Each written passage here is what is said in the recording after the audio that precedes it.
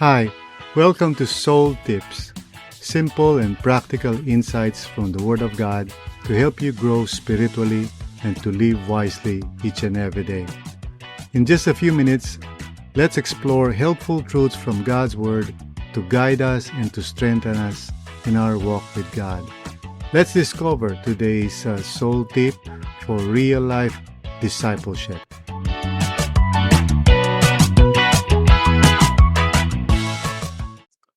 Well, hello everyone. Welcome muli sa ating daily devotions. At once again, tayo po ay nagpapatuloy sa ating pagmumuni-muni, no? Pagme-meditate sa salita ng ating Panginoon dito sa Ephesians 4 verses 1 to 16. And we are now in Ephesians chapter 4 verses 7 to 10, the third devotional natin for this week. And if you remember, last Sunday, ang ating pinag-usapan is that together, we can thrive. At ating napag-usapan doon na kung tayo po ay sama-sama, na nagkakaisa at nagtutulungan, ay mararanasan natin ang buhay na nais ng Panginoon na ipagkatiwala sa atin o ibigay sa atin by the grace of God. No, through the power of the Holy Spirit. And if we've been looking at itong Ephesians 4 verses 1 to 16, we started with verse 1 and then we talked about verses 2 to 6. At ngayon naman nasa verses 7 to 10 tayo. So let's read this. At ang title po ng ating devotional ay Everyone is Gifted. So let us read this passage and we will pray together. But to each one of us, grace has been given as Christ apportioned it. This is why it says, when he ascended on high, he took many captives and gave gifts to his people. What does he ascended mean except that he also descended to the lower earthly regions?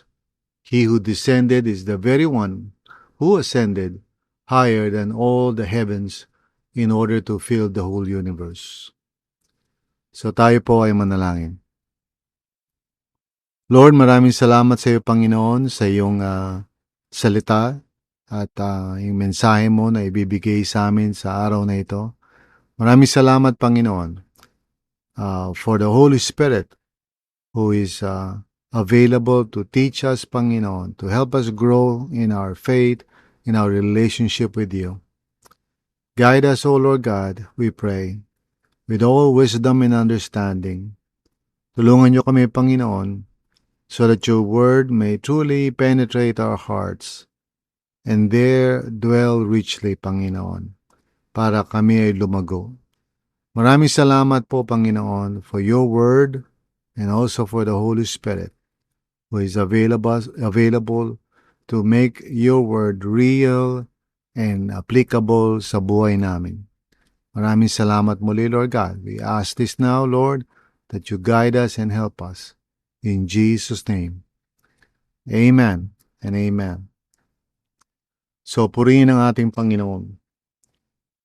Everyone is gifted. Pag-usapan natin to, sabi ni Paul, but to each one of us. Now, that means walang hindi kasali dito among God's people.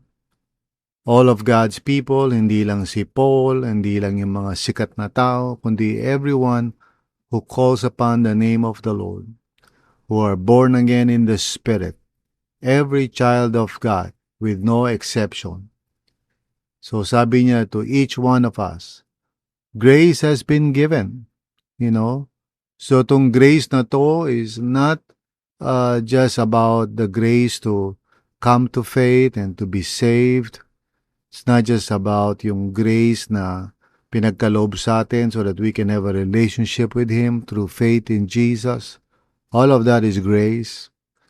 But in this case, itong grace na to, it has to do with empowerment or the ability to do that for which God has called us, And also the grace to be part of His people, to fulfill yung ating part doon, yung work natin that God has assigned to us. So all of that is grace. The grace to be able to serve Him, the grace to be able to honor Him with our gifts, our talents, the grace to just have a purpose and a destiny to do all the good things that God has prepared in advance for us to do. So ang tawag ni Paul doon ay grace. And sabi niya, has been given us as Christ apportioned it. In other words, it is the Lord who decided kung anong grace meron tayo, kung anong capability meron tayo, kung ano ang maaari natin magawa. Together with, the intelligence to do it, the ability to do it, the skill to do it. All of that has been given by the Lord. Sabi, apportioned, para sa atin, which means we don't need to be resentful about anything. We don't need to compare ourselves with other people. We can be grateful to the Lord kung ano man yung gifts natin. Minsan kasi nagkakaroon tayo ng mga comparison mentality sa isa't isa. And especially kapag may nakikita tayong mga tao na ang kanilang gifts, for example, allow them to be upfront, and obvious and seen by all. For example, yung mga preachers o kaya mga worship leaders or those who are standing up in front, we feel intimidated by that and somehow siguro feeling natin na, either buti pa sila or hindi ako katulad nila. Either we have envy or jealousy, o di kaya we feel bad about ourselves, we put down ourselves dahil hindi tayo tulad nila.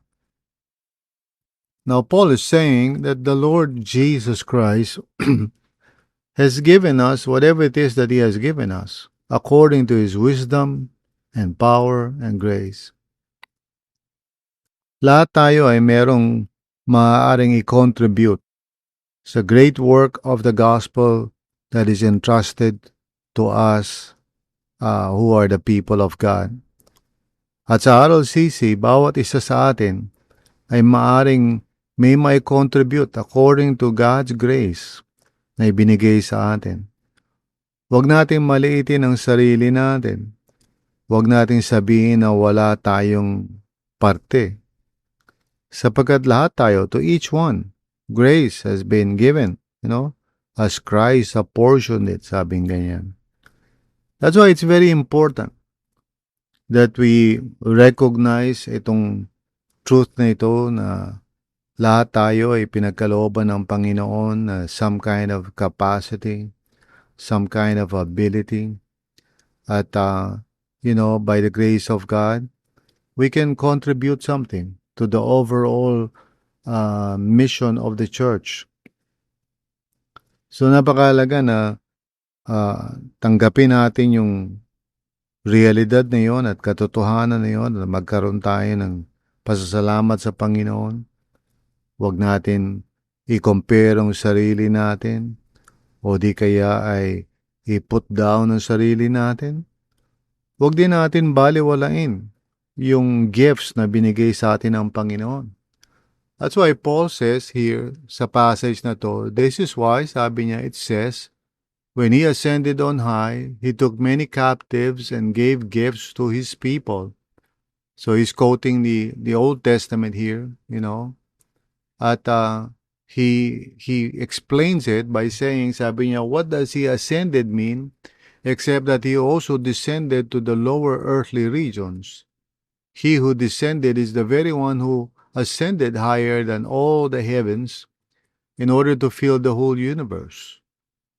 Well, actually, literally ang sinabi ni Paul, in order to fill all things, But nevertheless, his point is this, sinasabi niya na si Jesus who actually gave the gifts or the capabilities sa atin, this is the same Jesus who descended, meaning naging tao siya. He became man. He lived, and died on the cross. He rose again.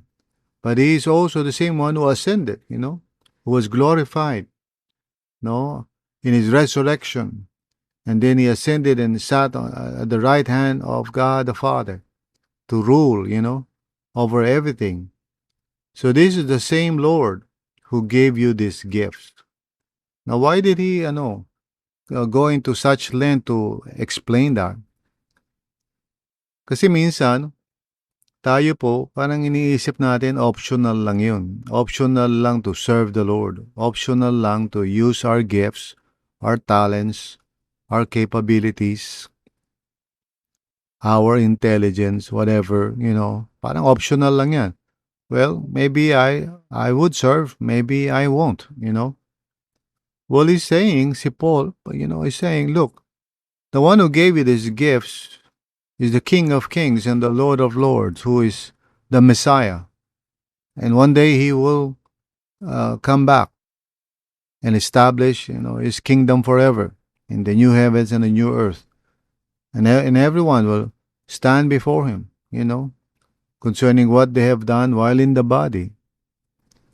So he's really very serious dito. He's saying in effect na the gifts na meron tayo were not given or entrusted by anybody. It was given by the Lord. And so we are going to be held accountable for those gifts. Not to scare us, but for us to really see the magnitude or the gravity of God's calling upon us. He gave gifts so that these gifts may be used. Hindi niya ito binigay for our enjoyment, or rather, para gamitin lang natin to sa mundo in order to, make something of ourselves. Binigay niya yung mga gifts na yon for the purpose of fulfilling His redemptive plan and mission for us. First and foremost, binigay niya yung gifts na yan so that we may glorify Him. So that in using these gifts, people may know the Lord through our gifts. Now, of course, hindi lang naman sa loob ng church yan. Yes, of course. I would agree na pwede natin gamitin yan sa career natin. Pwede natin gamitin yan kung saan man. But we do so with the awareness that these gifts come from the Lord, and it is the Lord who must be glorified when we use them. We do not use them merely for our own gratification or para tayo ay, maging magaling sa mundong ito. We use them to exalt the Lord, to glorify Him, and to do good, to fulfill His purpose of goodness sa mundong ito. So, whether inside the local church or maybe outside in the world, we use these gifts as stewards of God's grace in its various forms. Kaya tayo po ay maging accountable sa Panginoon, maging responsible tayo. Huwag nating isipin na optional lang ang maglingkod sa Panginoon. That's why there are, 4 dimensions to our calling. The first one is our salvation calling, and of course that means putting our faith in Jesus and having our relationship with Him, as something really that we must pay attention to. But then there's also our, sanctification calling, or rather our spiritual formation calling. We may use that term now. In other words, kung saan the Lord is calling us to be transformed into the image of His Son. Meron din po tayong situation in life calling kung saan whatever is our situation, whether we are single or married, we are living in our parents' home, or we are the parent, regardless kung anong situation natin, the Lord is calling us to fulfill that place responsibly under God. So kung ako po ay husband or father, then I am responsible to make sure that I take care of my own family. And then meron akong service calling. Lahat tayo pala. Merong service calling. Kung saan we are to serve the Lord in whatever ministry that God may lead us to, using the gifts and talents that He has entrusted to us in order to fulfill the Great Commission as well as the Great Commandment. So tayo pong lahat ay may calling, and we are to live our lives worthy of that calling in all those aspects that I mentioned just now. So minsan, ginagawa ng mga tao yung situation and life calling nila, nagtatrabaho sila, but they neglect their salvation calling and their spiritual formation calling, as well as yung service calling nila in the kingdom of God. They don't serve the Lord. So my brothers and sisters, hindi po ganito. Tayo po'y tinawag ng Panginoon upang maglingkod sa Kanya. Gamitin natin ang lakas natin at ang bawat opportunity na meron tayo habang nabubuhay tayo. Maglingkod po tayo sa Panginoon ng buong puso kasama ang ating mga kapatiran in the church. As we make every effort to maintain unity, let us all serve one another in the Lord. I-prioritize natin yung ating unity as well as yung diversity natin. Embrace our diversity, our giftedness, at tayo po ay maglingkod sa Panginoon ng may katapatan. Kung lahat tayo sa RLCC ay naglilingkod sa Panginoon, imagine kung ano ang magagawa natin. Purihin ang Panginoon. So tayo po ay manalangin. Lord, maraming salamat sa iyo, dear God. Thank you for your grace. Thank you for speaking to us, for reminding us, Panginoon, of the truth that all of us are gifted and we need to be accountable and faithful, Lord God, in using these gifts and talents for the glory of God.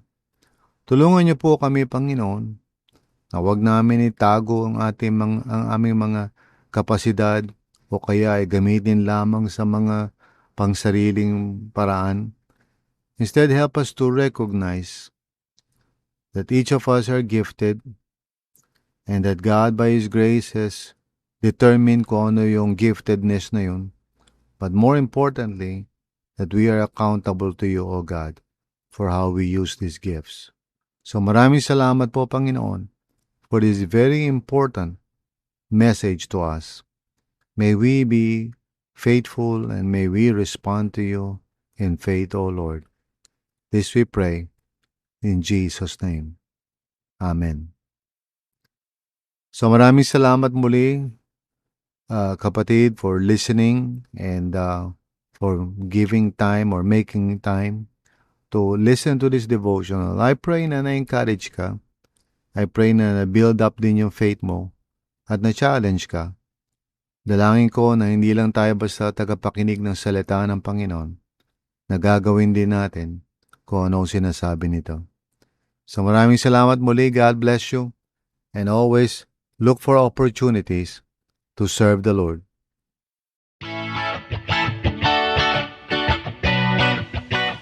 Thanks for joining us on Soul Tips today. We hope that what we talked about has helped you to take one small step closer to knowing more about Jesus our Lord and to grow spiritually in real life wisdom. Don't forget to share this podcast with someone and maybe to discuss or talk with them what you have learned. Until next time, keep learning and keep growing together with others.